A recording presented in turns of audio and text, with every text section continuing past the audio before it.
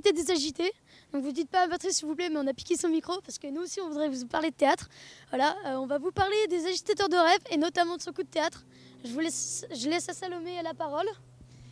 Moi, ce que j'aime bien dans les agitateurs de rêve, c'est que les spectacles sont ouverts au public, à toutes sortes de publics. Donc bonjour.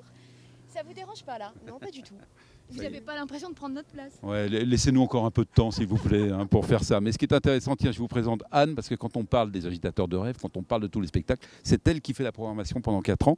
Et puis c'est elle qui essaye justement d'attirer toutes les générations, c'est ça, Anne? Et oui, en fait, finalement, on a l'air fâché comme ça. Mais pour nous, c'est la plus belle réussite. C'est qu'ils aient envie de s'approprier l'outil culturel qui est notre festival Coup de théâtre. Alors pourquoi s'intéresser à cette jeunesse? C'est tout simplement, ce sera nos spectateurs de demain. Voilà, André Malraux a dit que la culture ne s'héritait pas, mais la culture se conquiert. Et c'est vrai que voilà, l'accroche se fait à l'occasion d'une rencontre. Et la rencontre, plus elle se fait jeune, plus l'impact sera présent dans l'esprit de ses enfants. Et quand vous dites spectateur, je dirais aussi présentateur pour demain. En attendant, tiens, c'est l'image du jour. Regardez les préparatifs. Là, on est dans la cour du château. C'est Arnaud qui a fait ces images. Et ça vous permet bien de voir que les troupes professionnelles, elles se préparent, elles aussi, à des spectacles qui vont avoir lieu le soir. Il y a aussi les bénévoles qui sont au travail. Donc c'est pour vous dire, toute l'équipe, elle est là. Ce qui est intéressant chez les bénévoles, c'est que généralement, ils ont pris des congés pour être présents sur les agitateurs de rêve. Allez, en attendant, tiens, on parle des retombées qui peuvent exister sur la ville. Nous avons rencontré le maire d'Annecy, Jean-Luc Rigaud. Tout de suite, vous allez écouter ce qu'il dit. Et depuis longtemps, le théâtre à Annecy, ça existe. Il y a eu les Escoliers au début qui fonctionnent toujours bien, c'est un peu notre institution.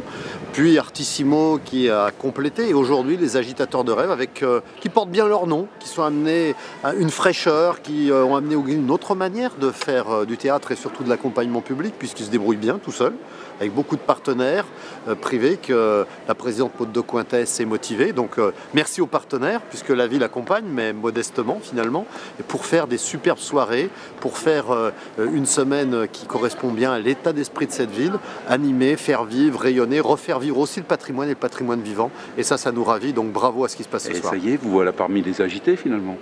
Oh, les agités non, mais ça fait partie d'une nouvelle manière de produire de la culture et ça on en est heureux. Sympa ce que vient de dire Jean-Luc Rigaud, le maire d'Annecy. Parce que c'est vrai, Anne, quand on parle de programmation, vous, c'est votre métier aussi. Oui, c'est mon métier. Est-ce que c'est facile aujourd'hui de faire venir les troupes ou au contraire, il faut essayer de les convaincre? Non, je crois que c'est assez facile dans le sens où il y a beaucoup de propositions. Quand on va par exemple sur le Festival d'Avignon pour faire notre marché, comme on dit dans le jargon des programmateurs, il y a 1400 propositions. Alors, là où il faut avoir un regard affûté, c'est de choisir les propositions qui vont être les plus pertinentes dans le cadre du coup de théâtre, parce qu'on n'est pas dans des vraies salles de spectacle, on est à ciel ouvert. Donc la difficulté, c'est de trouver les bonnes compagnies pour le bon endroit. Et puis, vous êtes fiers également d'avoir fait venir certaines troupes. Oui, c'est vrai, par exemple, de faire venir les Cavaliers, spectacle qui tourne beaucoup, donc il a fallu trouver d'abord des dates qui coordonnaient. Et puis d'autre part, c'est vrai que la distribution est prestigieuse, ne serait-ce que Grégory Baquet, qui a eu quand même un Molière l'année dernière. On est très fiers d'avoir réussi à le faire venir. Et puis, autre pièce qui était marquante? Alors, j'aime beaucoup la générosité de la compagnie des Moutons Noirs. Pourquoi? Parce qu'ils sont dans l'esprit festif de notre festival.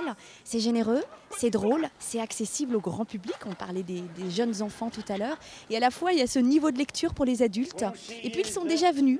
Et on aime créer des liens avec des compagnies, les fidéliser. On parle de théâtre, on va voir du théâtre, on va en profiter dans ce JT des agités. On va regarder justement un petit extrait de la pièce qui est en train de se préparer, c'est-à-dire les Moutons Noirs. C'est bien ça. Allez, on regarde. Mais non, mais non, mais non!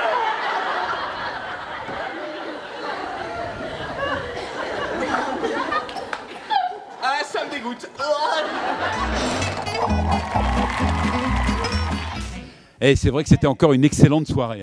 Bon, nous, on va vous faire la programmation de dimanche. Donc déjà 2 super spectacles. Donc il y a la Fantaisie au Vert, c'est une promenade spectacle au parc Gabriel Fauré. Et il y a Don Juan 2.0 au quartier Parmelan à 18h. Et aussi la big soirée de clôture avec le concert sans retour à 20h à l'Imperial Palace à Annecy. Donc c'est génial, je vous souhaite vraiment d'y aller. Donc je leur laisse la parole, sinon ils vont me taper. Comment? Non, on ne tape pas. Mais en tout cas, merci donc à tous les deux. Voyez, Moi, je connaissais les coups de soleil, mais je ne connaissais pas les coups de théâtre. C'était un beau coup de théâtre. En attendant, tiens, on va se quitter avec les Simone Walker qui sont en train de se préparer juste là-bas. On va les écouter.